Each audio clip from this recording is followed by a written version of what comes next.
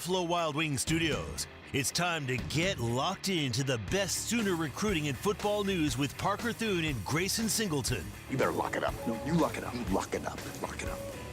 Hit the guys up on the Riverwind Casino call-in line at 405-329-9000 or text the show at 405-651-3439. Do it! Just do it! Now, with Locked In, here's Parker Thune and Grayson Singleton. Well. Jim Nagy and the front office at the illustrious University of Oklahoma saved us one last surprise before wrapping up the 2026 recruiting cycle. To me, Grayson Singleton, 25 is the perfect number. That is the magic number when it comes to the recruiting class. Any recruiting class, year in, year out, to me, 25 is the ideal number. If you are able, and very seldom do you see programs that are able to get away with this because of the ebb and flow that happens on a roster, but if you're able to take a class of 25 every single year, I feel that is exactly where you need to be. You supplement it with transfers, but 25 to me is exactly as big as the ideal recruiting class should be. So at least in that sense, Oklahoma put the finishing touches on the perfect recruiting class today with the addition of 3-star cornerback LeBron Bauer from Allen, Texas. And I know just based on the name alone, you're a huge fan. Well done. How long have you been keeping that in the vault? I just kind of That just kind of came to mind. Yeah, I was like, wait, LeBron? Oh, yeah, Grayson's going to be all in on this kid. And look, my first thought when you texted me about this was, we finally have a LeBron that people in Oklahoma are going to be fans of. Yes, indeed. But, no, I mean, he's a cool player. Also, I've never seen you talk with your hands that much like you have the past 45 seconds. Interesting. Anyway. Interesting player, isn't he? I've never seen so many defensive special teams highlights on a highlight reel. And I gotta say, you look at the blocked kicks from Peyton Bowen in the LSU game, and you think of the blocked kick from Taylor Wine in the Alabama game, you think, okay, this kid can make an impact pretty quickly if it's not on defense. He's got a good intellect for the flow of the game. Really good ball skills. I like him a lot. He's technically sound. I don't know if you've talked about this. I'm pretty sure you have. He's a little bit slight for the SEC. He's going to need to put some meat on that frame. But all in all, pretty good player. I like him. I like that he's versatile and intelligent, so you can put him anywhere. I think this can be an interesting piece going forward. He also really, really, really wanted to be a Sooner. And that matters. Maybe it doesn't matter a ton, but that matters because that's a kid that's going to get up to Norman and he's going to pour his heart and soul out for the institution. Oklahoma was his dream offer.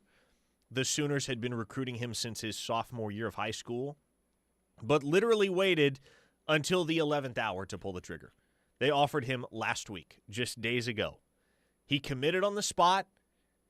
He didn't publicize that he had received an offer from OU. He kept things very, very low-key until this morning when he broke the news that he was going to be signing with Oklahoma.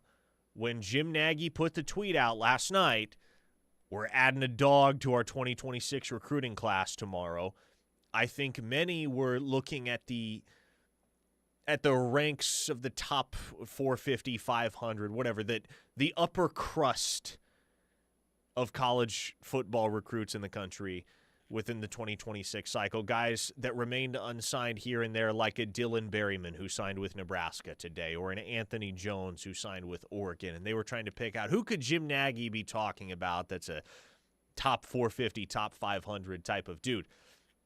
LeBron Bower is not that.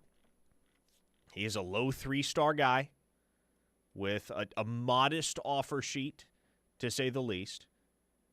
But when you flip on the tape, it's immediately clear what Oklahoma likes about this kid. He is competitive. He is gritty. He can and does contribute on special teams as well. And he's somebody that is not going to show up with any sense of entitlement or preconceived notions as to where he falls on the pecking order. He understands he's coming in as the only guy in Oklahoma's February 2026 signing class. Everybody else signed early. 21 of the 24 that signed in December enrolled early, so he's going to be a little bit behind the curve in that sense. But this is a guy that's been a key facet of the Allen secondary since his sophomore year. He's been one of the top defensive backs in his district at the highest level of competition down there in Texas. And so he is going to be battle-tested. Mm-hmm. He's going to be ready for the challenge that lies ahead. And in a room where he gets to look up to and learn from guys like Cortland Guillory and Eli Bowen and Jacoby Johnson and Jeremiah Newcomb, this goes in the category, and I think there are several other guys in the 2026 cycle that can be thrown in this same bin, Grayson. But I think this goes in the category of a really, really intriguing stash. Does he play in 2026? Probably not. No. Maybe special teams, but he needs to bulk up. He needs to add weight. He's going to come in with very modest expectations in the public eye, but you redshirt this kid, you stash him for a year or two. This is somebody that can be playing high-level football at Oklahoma before it's all said and done. Yeah, sure. Because he has the traits to be able to do so. And obviously a lot needs to be refined. But when you look at just his raw toolbox, he's got the stuff to be able to be a player. And I will add one more intangible to that. You mentioned he's competitive, he's gritty. He ain't scared of nobody. Nope. Fearless. He fears no man, whether it's a receiver, whether it's a running back, whether it's taking on an offensive lineman in trying to come up and run support. He ain't scared of nobody. And that is such a key trait at cornerback. Absolutely. I would say it's the trait at corner. Why is Cortland Guillory as good as he is? Why is Eli Bowen as good as he is? It's not because those two are demonstrably better athletes, just like on a completely different plane than the other guys in Oklahoma's cornerback room. It's because those two dudes are completely fearless, and they play like it. They play like they're the best dude on the football field, and you can't convince them otherwise. And that's why they've been so successful even early in their careers at Oklahoma. So I'm not here to convince you that LeBron Bauer is going to be Cortland Guillory or that he's going to be Eli Bowen, but he's somebody that is made of the right stuff. Yeah, and you just have to see how a guy like that develops. Topher B on the YouTube chat, which we neglected to say, we are on YouTube here today and every day. KREF Sports on YouTube is where you can find us. LeBron made the decision to take his talents to Norman, Oklahoma. Well done, sir. Yes, indeed. Hey, 405-651-3439 is how you can hit us up on the text line today throughout the show, which is brought to you by Dorsey Jones GMC out in El Reno. Dorsey Jones, they pride themselves on having the best service technicians and friendly service advisors in the business. And, of course, GMC offers some of the most reliable trucks and SUVs on the road today. Great pricing. Great service, half-price oil changes on Saturdays. Dorsey Jones has it all out in El Reno, and we appreciate their partnership.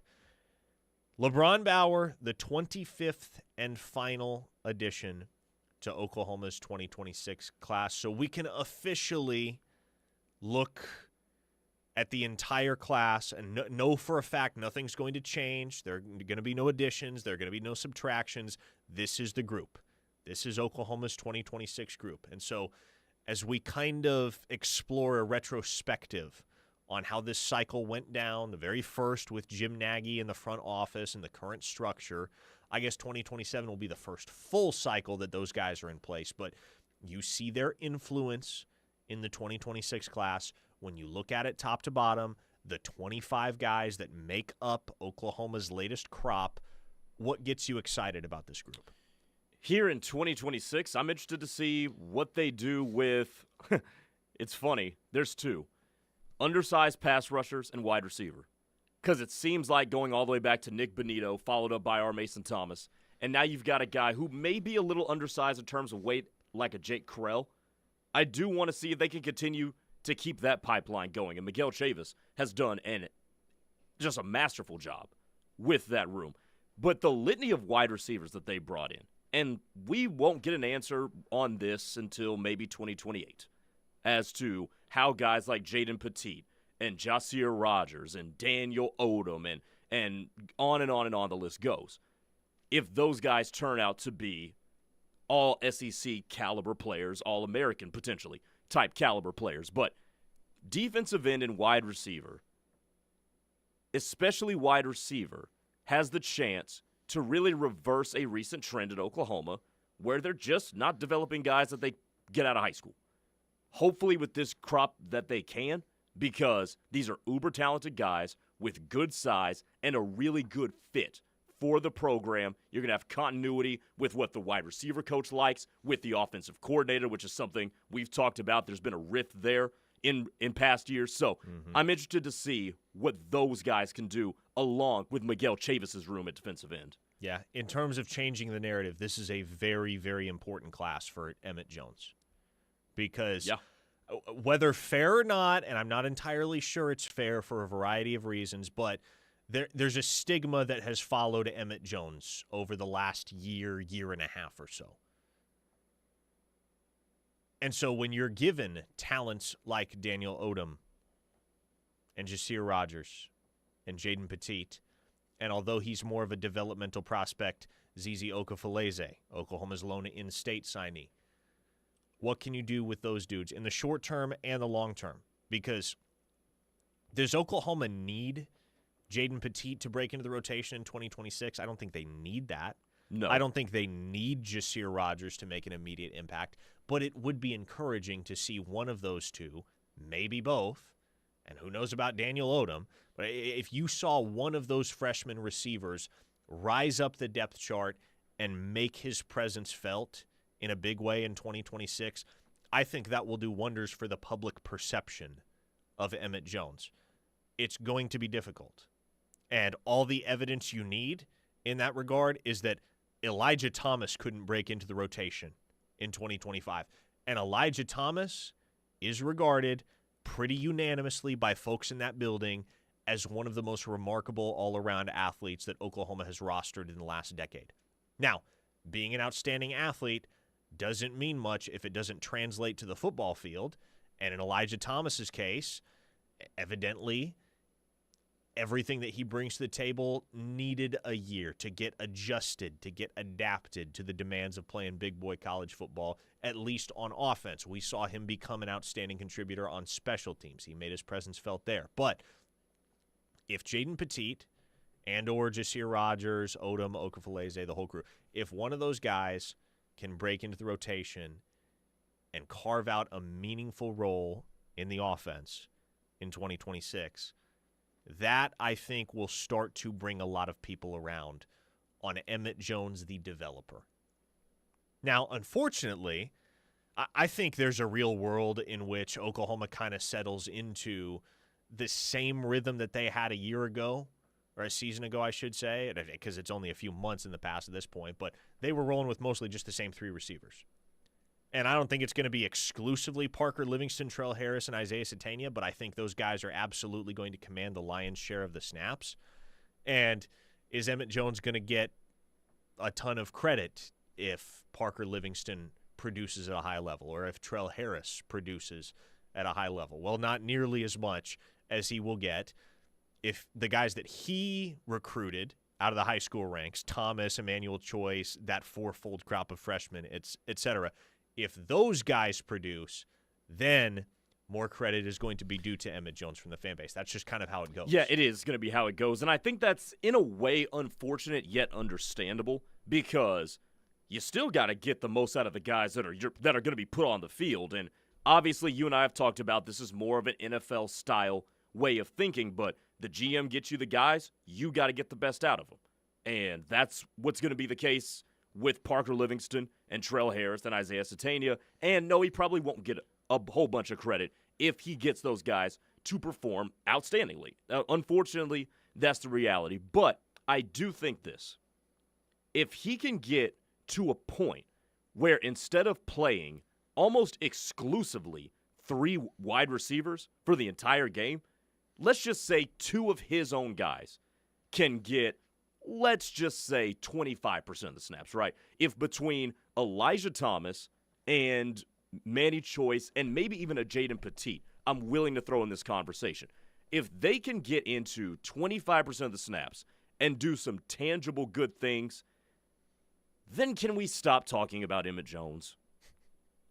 I feel like that would be the threshold that we need to get to where we can lay off Emmett Jones. I'd like that. Sooner Tile Guy says, sorry, guys, did you mention LeBron Bauer's measurables? So the measurables for Oklahoma's final edition of the 2026 recruiting class, he's about 5'11", 170. So very similar measurables, all things considered, especially with his length, to Cortland Guillory when he came in. Guillory was a little bit taller, but I think when he signed, he was about 170 as well. So we know Bauer will bulk up. It's just a matter of how quickly. And once you get him into the 185, 190 range, you could be talking about a serious player. As Reformed Sooner points out, the current frontrunner for KREF Recruiter of the Month in February is the Twitter egg avatar. Because LeBron Bauer committed to Oklahoma without a position coach. Yeah. Hey, what do you think about this comp? Kevin Lewis on the YouTube chat. LeBron Bauer player comp, Zach Sanchez, coming in at about the same size and plays fearless and makes plays that you don't make unless you're a dude. The dog in him jumps right off of the tape. Okay. I mean, that sounds like a well-informed comp, Kevin Lewis. I'll be honest. I don't remember Zach Sanchez vividly enough to tell you yes or no in that regard. If I noodle on it, I could come up with a more contemporary OU player comp. But he's an impressive player. He has produced, he has had success, and he has built a name for himself at Allen High School in the talent-rich DFW area within the state of Texas. So if you're going to take a chance on somebody late in the cycle, why not take a chance on somebody that has performed, has produced, has established a reputation at a place like Allen? I like the addition of LeBron Bauer. I think it's easy to like, especially when you come to the realization that it's not going to cost Oklahoma a lot of money to bring him in. Give him a scholarship. That's really all a guy like this wants. He mentioned he committed on the spot when Jim Nagy and Stacey Ford called him to offer him a full ride to the University of Oklahoma. 405-651-3439 is how you tap in with us on the text line. Coming up next, I would like to know what your best or worst National Signing Day memories from years gone by are. We're talking February signing day, not December signing day. February signing day doesn't quite mean what it used to mean. All we can really do is look in the rearview mirror at what it used to be. Let's discuss some of those memories on the other side. Keep it here on the Ref, the home of Sooner fans. We'll be back. Locked In is brought to you every day by Dorsey Jones GMC in El Reno. Dorsey Jones GMC is family-owned and operated with a knowledgeable, low-pressure sales staff here to help you through the buying process and half-price oil changes on Saturdays. Visit dorsey-jonesgmc.com for more information. For the professional, it's not enough to just possess knowledge. That's why at GMC, we seek to refine it, to wield its power, to redefine its boundaries, while pushing the limits. And we put this knowledge to the test in every GMC Sierra by engineering each one to outperform your expectations, so you know you're getting precision and durability when you need it most. And that's what makes the GMC Sierra the truck worth knowing. We are professional grade. See your Oklahoma GMC dealers. Hey everybody, Mike Steely here, your favorite regional radio star, inviting you to join us every day, noon to 2 here on the Ref with Parker Thune and myself. We'll be talking all things Sooner football, of course. I'll talk about the attention-seeking clowns as well. There's also no better way to take us with you everywhere than by downloading the KREF app, presented by Warren Cat on your Apple or Android device. We're talking about a great app here, folks. It's so easy, even this old man can do it. That's the KREF app, presented by Warren Cat, proud sponsor of Sooner Athletics. Flu season is here, and getting sick was never in your game plan. When you're sidelined by illness, don't wait on a doctor's appointment and don't waste a trip to the ER. Get back in the lineup fast with same-day care from Norman Regional. With urgent care and walk-in clinics across Moore and Norman, they're always ready to make the right call. Already a Norman Regional patient? They've got your records on hand to draft up the winning play right when you need it. Find the clinic nearest to you at normanregional.com or dial 405-515-5000. Norman Regional Urgent Care and walk-in clinics, open when you need it. Hey, it's Chris Plank here from my friend Mandy and everyone at Sooner Bowling Center in Norman. Are you looking for the perfect place to plan your group event? Sooner Bowling Center in Norman has you covered. Whether it's a school outing, fundraiser, or sports banquet, Sooner Bowl is the place. With fantastic catering options from Social Butterfly to private meeting rooms, you could bowl, meet, and eat. Spots are filling up fast. Make your next event a striking success. Visit SoonerBowl.com. At Armstrong Bank, your business isn't just business to us, it's personal. Our bankers are invested in your success, and we're ready to build a relationship that lasts. You deserve a strong financial partner by your side. Together, we can help make your business even stronger with products and services designed for your convenience. To learn more, visit a location near you or visit armstrong.bank. Armstrong Bank, strength runs in our family. Member FDIC. Courtyard Marriott Norman offers affordable and stylish accommodations, featuring an on-site bar and bistro and classic Southern hospitality. They're conveniently located off of I-35 and West Robinson Street, close to shopping and dining options, and provide quick commutes to local attractions such as the Lloyd Noble Center, Love's Field, and L. Dale Mitchell Ballpark. Courtyard Norman, 405-701-8900. That's 405-701-8900. We're with Liam after his 4th military move, when being new is starting to get old.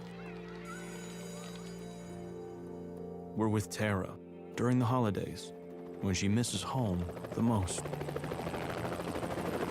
We're with all service members and their families who need connection, comfort, and a home away from home. Are you with them? Learn more at uso.org today.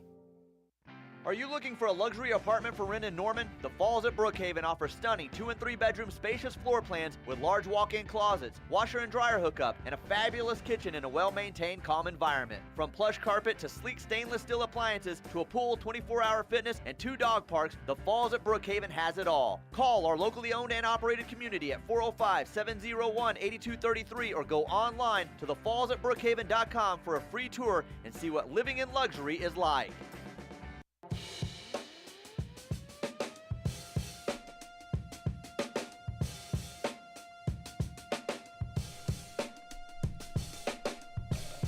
It's locked in here on the Ref. Parker Thune, Grayson Singleton, talking Cruton with all of y'all up until 3 o'clock. Hit the text line 405-651-3439 to make your voice heard. A listener in the 918 did just that. Zizi Okafaleze had a signing covered by media at Rejoice Christian yesterday. What was that all about? Yeah, so he signed with Oklahoma back in December. They announced him as a signee at the time. What happens at signing ceremonies is literally 99% of the time, the kid is not signing the actual papers that he is faxing to the school because, spoiler alert, they don't fax anything anymore. It's all DocuSign. It's all e-signatures. But it's just kind of ingrained into the athletic tradition of these high schools that they hold signing day ceremonies to honor their athletes that are going to play at the next level regardless of what sport they're playing. And so they'll hold signing day ceremonies in the winter. They'll hold signing day ceremonies in the spring.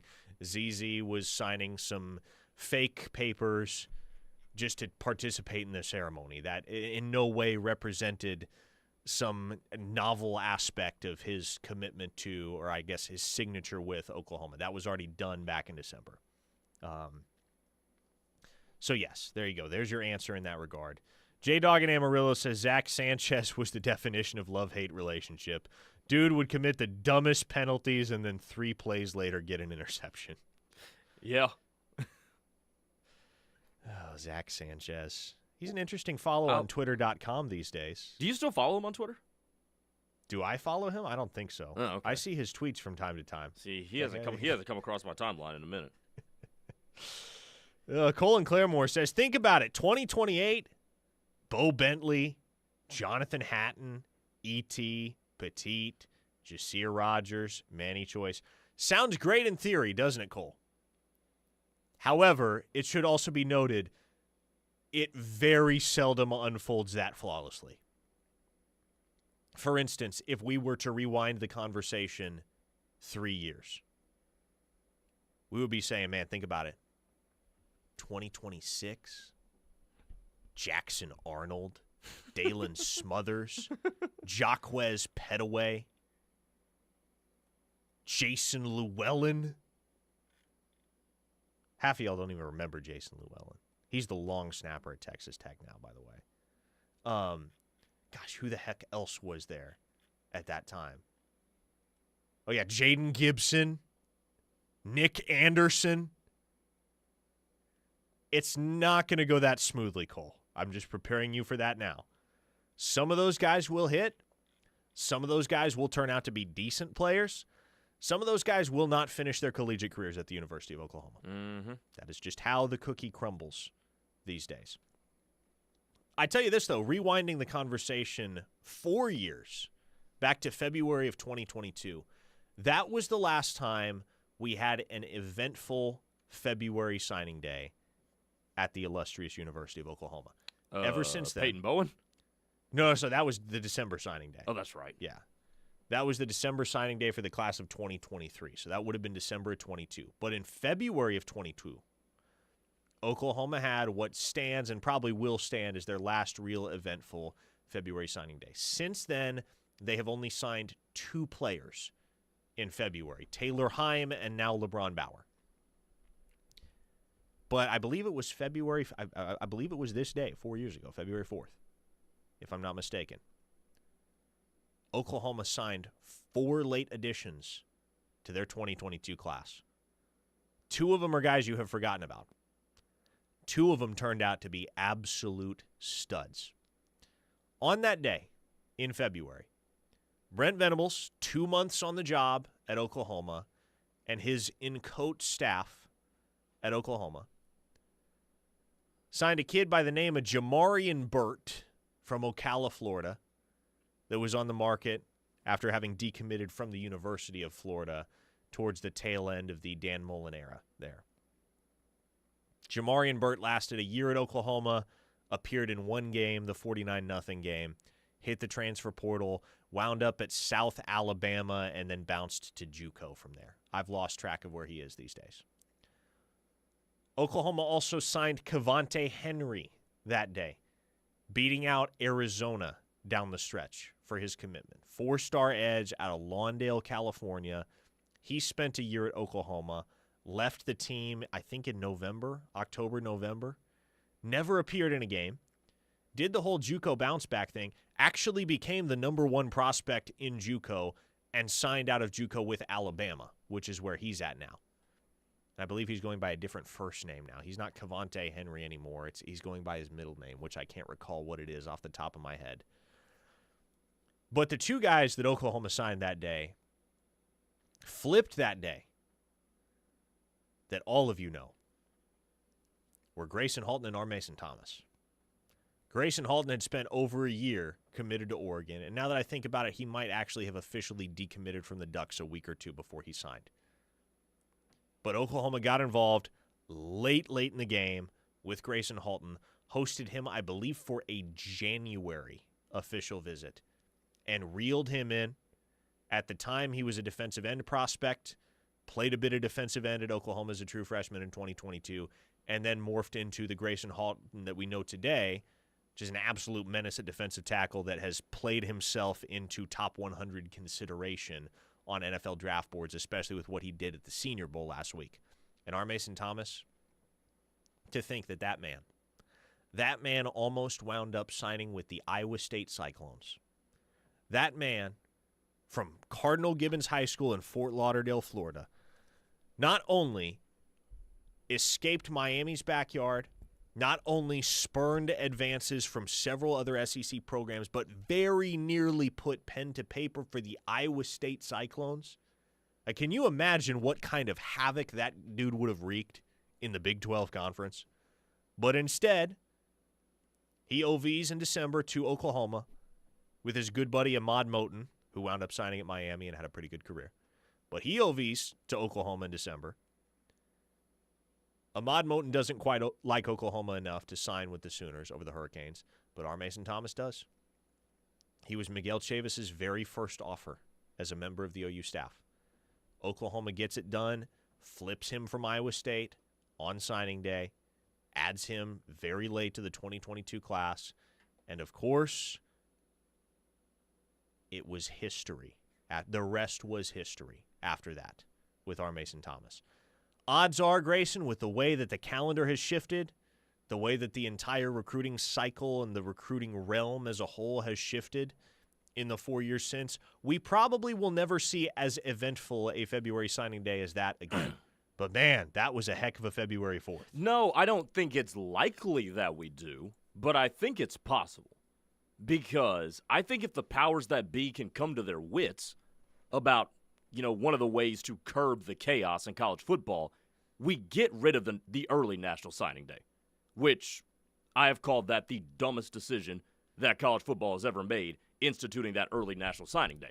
So if the momentum gets high enough to where people say, all right, we really need to rethink this calendar, I do think potentially that we could see something like that again. Because if you want to make college football run smoother, one of the easier ways to do it is to eliminate acquiring talent, be it from the high school ranks or whatever, while the season is still going on. So I'm going to hold out a little bit of hope, Parker.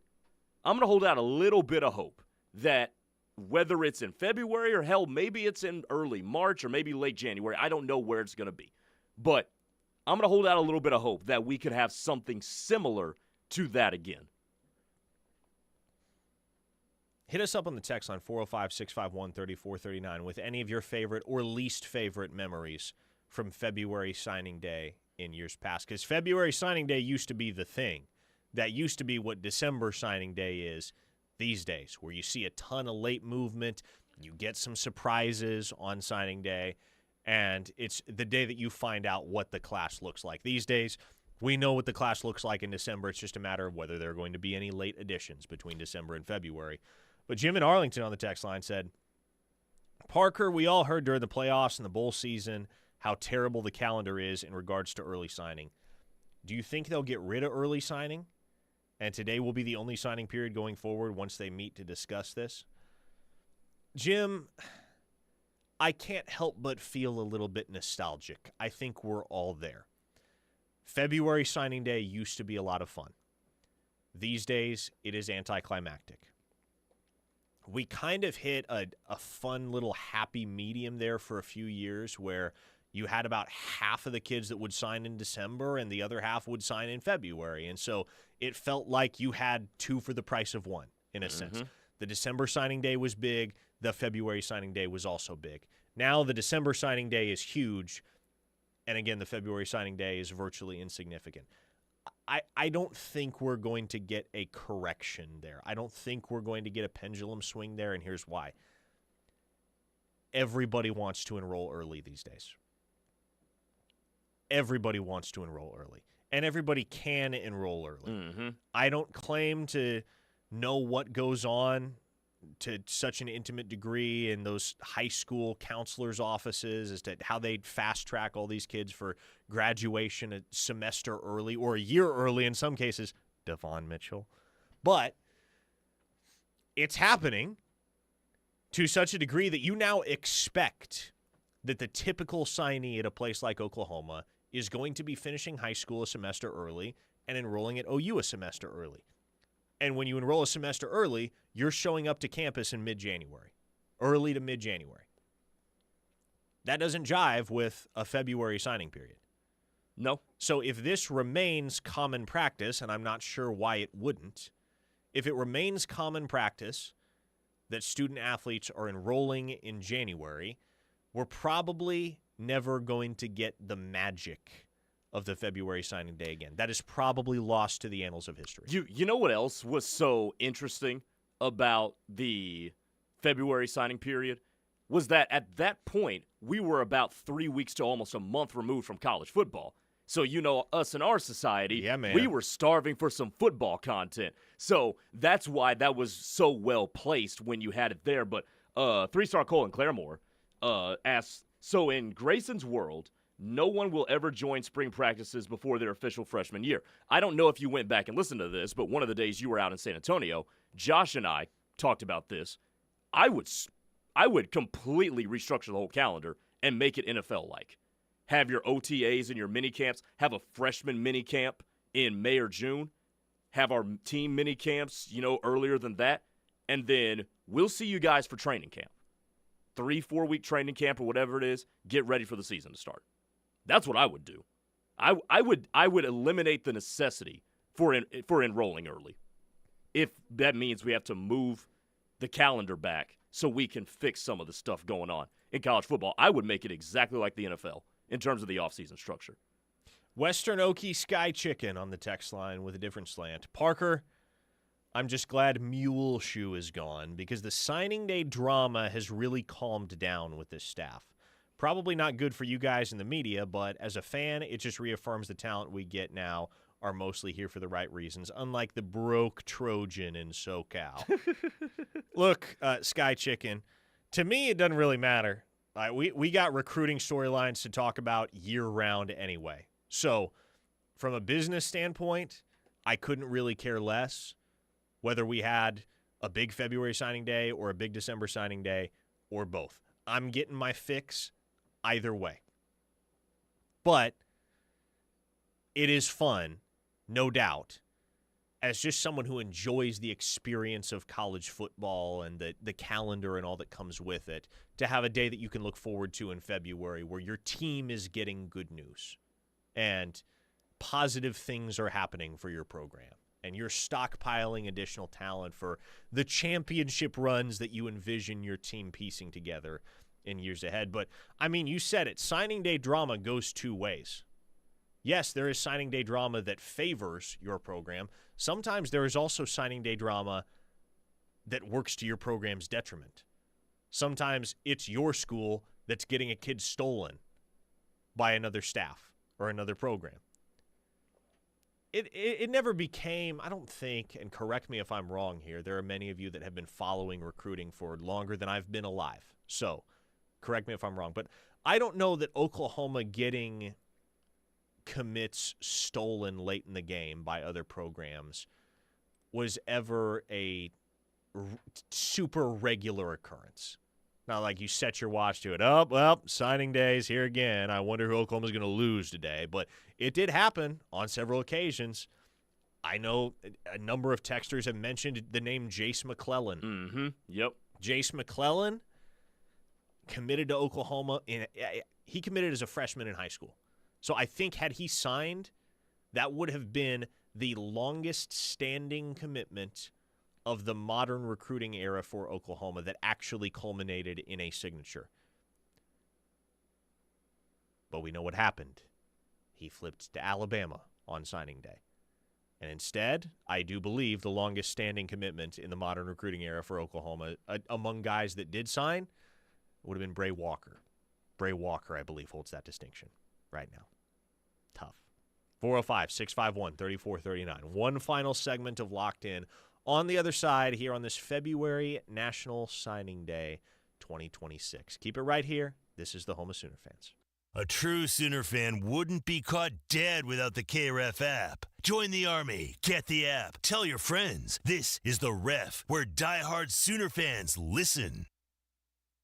F5 IPA by Coop Bellworks doesn't just hit, it touches down. Brace yourself for a hop-reckoning punch that'll blow your taste buds away. An iconic original that takes the proud title of Oklahoma's #1 selling IPA. Be sure to raise an F5 on game day. Do you like to stand out in a crowd while wearing the best in OU apparel? The Jimmy Austin Pro Shop carries the best brands you can wear to work or even dress up events. Lines such as Lululemon, Travis Matthew, FootJoy, Greg Norman, Grayson, or Turtleson with the OU and Jimmy Austin logo are sure to catch everyone's eye. You don't have to be a golfer to shop at Jimmy Austin. They also do corporate special orders for you and your company. Call them today, 405-325-6716, or visit theougolfclub.com for more information. Hey, it's Darinoka for Totally Tickets. Hey, Ref Army, you looking for the best place to buy tickets to your next OU game, Thunder game, or the best concerts? My friend Mike, call him Fletch, and Totally Tickets has you covered. Visit TotallyTickets.com to find your event today. Oh, and good news, Ref Army, just type in the promo code KREF and get up to 10% off your purchase. Go to TotallyTickets.com now. They are the best.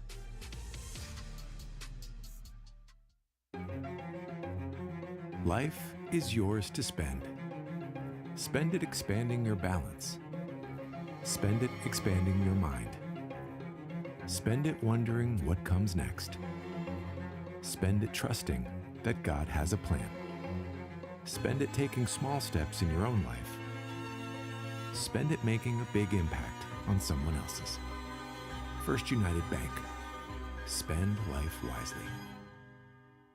The big dance and big-time prizes are almost here from the home of Sooner fans. Mark your calendars on Monday, March 16th for the Refs' 25th annual 68-team giveaway at the newly renovated Buffalo Wild Wings in Moore off 19th Street from noon to 7 for your chance to win with the big dance or one of our many instant prizes. That's the Refs' 25th annual 68-team giveaway presented by Riverwind Casino, the Central Oklahoma GMC dealers, and Buffalo Wild Wings on Monday, March 16th. Insurance companies aren't in the business of saving you money, they're in the business of taking your money. Hi, this is Will Gosney with Yala Gosney Attorneys at Law. Have you ever had an insurance claim and thought, wow, I really am in good hands, or these folks truly are treating me like a neighbor? Well, that's where we can help. We'll deal with the stress, we'll get you back to your normal life. So save our number in your phone, and if you're ever hurt in a wreck, call or text us at 405-800-8080. It's 405-800-8080.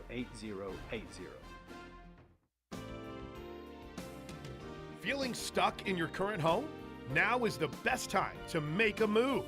Home Creations is making home ownership more affordable with low interest rate opportunities and special financing. Don't wait. Live like a champion today. Call Holly at 405-364-9999 to find your dream home. 364-9999 means Home Creations. Imagine a backyard designed just for you. With Signature Custom Pools, luxury meets craftsmanship to create your outdoor retreat. Every detail is tailored to elevate your lifestyle. Whether you're celebrating special occasions, making lifelong memories, or escaping to a quiet oasis, their experienced design team brings your vision to life. Plan now so you can be swimming and making memories soon. Call 405-898-9098 for your free consultation or visit SignatureCustomPools.com. Signature Custom Pools. Experience the signature touch. Touchdown, Schooner time. Raise a can of Schooner All-American Ale brewed by Coop Ale Works, the official craft beer of OU Athletics. Join the 82,000 OU faithful cheering in the stadium no matter where you are, celebrating a Sooner win. Boomer!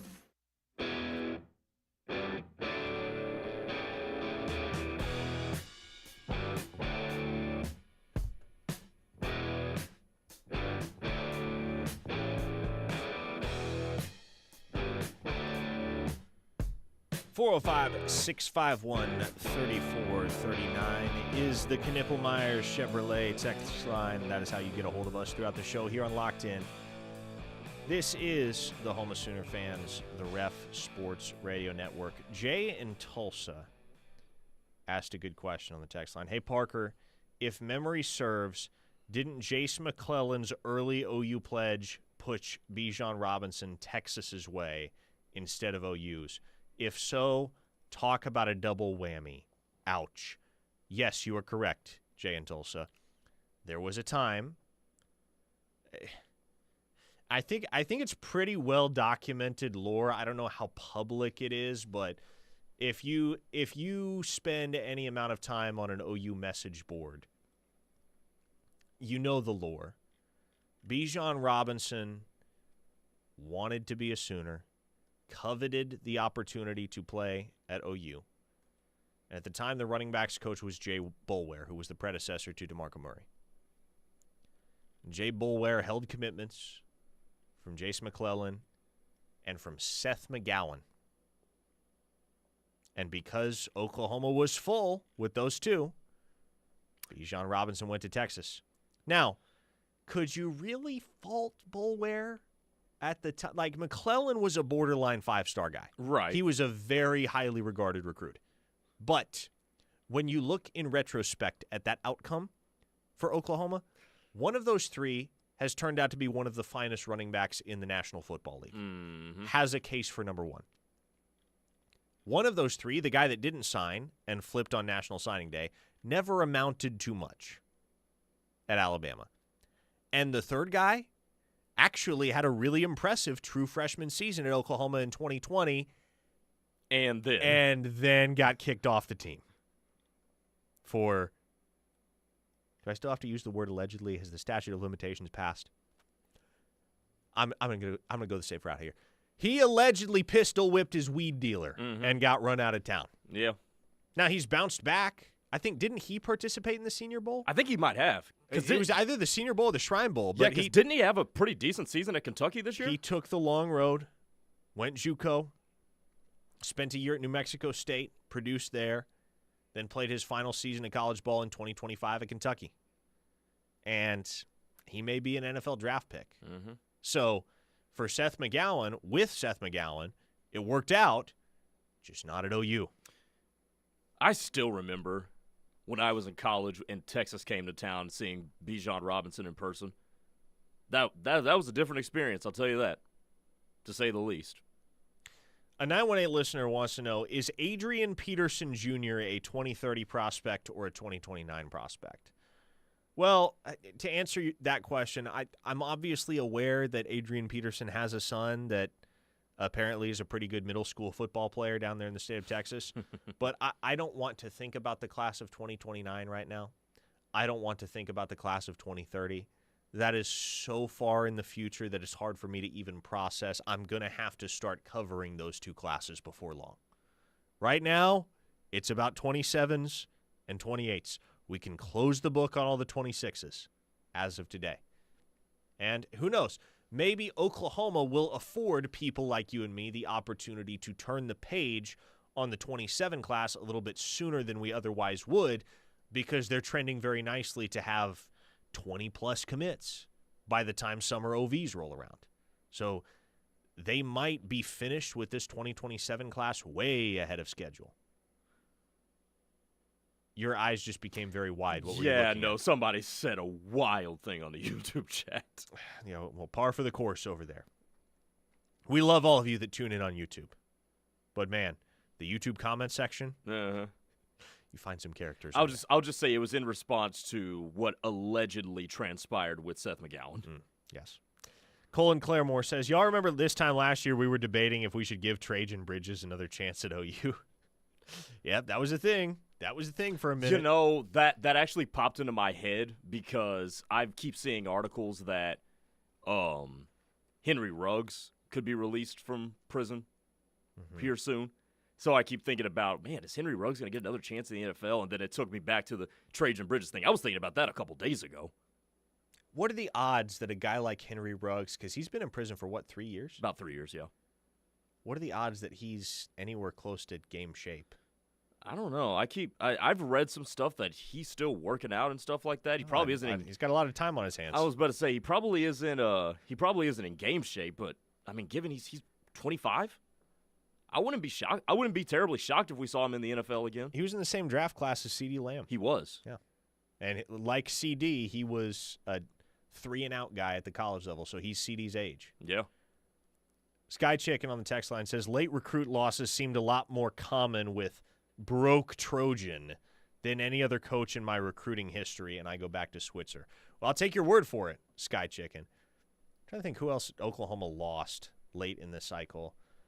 I guess I can't remember how late it was, but they lost Drew Sanders, that 5-star linebacker from Denton Ryan, to Alabama. He wound up finishing his college career at Arkansas, if I'm not mistaken. Oklahoma had guys like Jalen Knighton committed at one point. I think he just finished up at West Virginia after signing with Miami.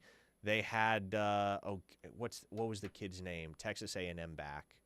Isaiah Spiller. They had Isaiah Spiller committed at one time, and he had a pretty solid career at Texas A&M. So there were some losses, but Colin Claremore, here's one that it stung at the time. It doesn't now, but there were a lot of lessons learned in the 2021 recruiting cycle over this kid because it was DeMarco Murray's first cycle as the running backs coach at OU. He sold out to get 5-star running back Kamar Wheaton out of Garland, Texas, and lost that battle to Bama at the very end. And Oklahoma did not sign a running back in the 2021 class. Boomer S. on the text line asks, did Cannon Bozeman from Highland Park ever sign anywhere? I was hoping he'd come to OU as a preferred walk-on. Yeah, so he hasn't actually made a decision yet, to my knowledge. And I don't think he has to, given that he's not going to be on scholarship. I don't think any of his offers are scholarship offers. He has PWOs at Oklahoma, at Texas, at SMU, and I believe at TCU as well.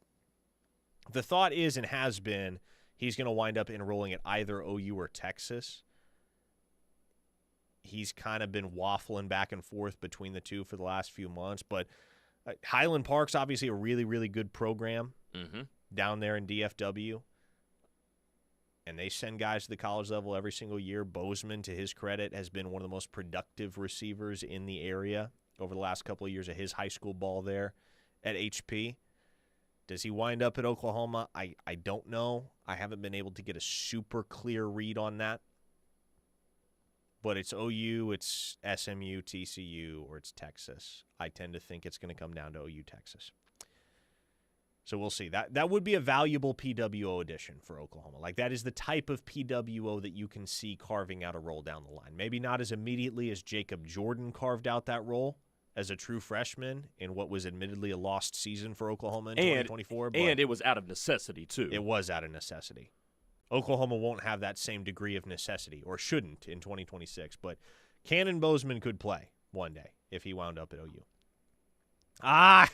Good pull, Ryan in Jacksonville. Tristan Lee went to Clemson. 5-star offensive tackle in the 2021 cycle. And the story with that is, maybe I've told this story before, maybe I haven't. Tristan Lee unintentionally caused multiple schools to commit recruiting violations in the closing stages of his recruitment. Because here's what happened. You understand, right, that once a recruit signs with a school, other schools have to stop contacting him. Yes. They cannot contact that player once he's signed with another school. At least not directly. These days you can loophole anything via the agents, right? But you cannot keep contacting that player directly. Well, Tristan Lee announced his commitment on January 2nd or 3rd of 2021 at the Under Armour All-American festivities down in Orlando. And they were abbreviated because that was the COVID year. We were still in the middle of the COVID crisis. So he announces his commitment, and then immediately after he announces his commitment, and it had been a dragged-out battle between OU, Clemson, LSU, Ohio State. I think Alabama might have been in the mix. Like, it wasn't just two schools that were battling it out down the stretch for Tristan Lee. It was like 5 or 6. And so he announces for Clemson at the Under Armour All-American game in January. Immediately after he announces, Clemson puts out their tweet and their release about his signing, and it comes out that he actually signed with Clemson during the early signing period 2 weeks prior. He had not informed any of those other schools that he had signed with Clemson. And so Oklahoma and everybody else was still hitting up the kid, trying to get him on board, completely unaware of the fact that he had signed to another institution 2 weeks earlier. So that's one of the wilder stories I've ever been privy to. Okay, so especially because 2021 would be the internet era. How did nobody find this out? Well, because I don't know if there is a mechanism. I don't know if there is. Like, is there not a database or something? I don't know if there is a database these days that tracks all of that for all of the schools across the country. But at the time, at least, you would have no way of knowing that a kid had signed unless you were told by that other school or you were told by the kid and his folks. The kid and his folks did not inform Oklahoma or the other schools. Clemson did not inform Oklahoma or the other schools. And so it was one big company secret until 2 weeks later at the All-American game when come to find out, yep, he's been signed with Clemson for a while, and we've all been committing recruiting violations, continuing to contact him. That's wild. I tell you, man, this is the type of chaos that the February signing period used to bring. I guess that wasn't technically the February signing period, but chaos abounds and always will. There just isn't as much of it these days in the month of February as there used to be. Really isn't as much of it post-December signing day as there used to be. All right, folks. That's all for this National Signing Day show here on Locked In. For Grayson Singleton, I am Parker Thune. We'll do it all again. Same time, same place.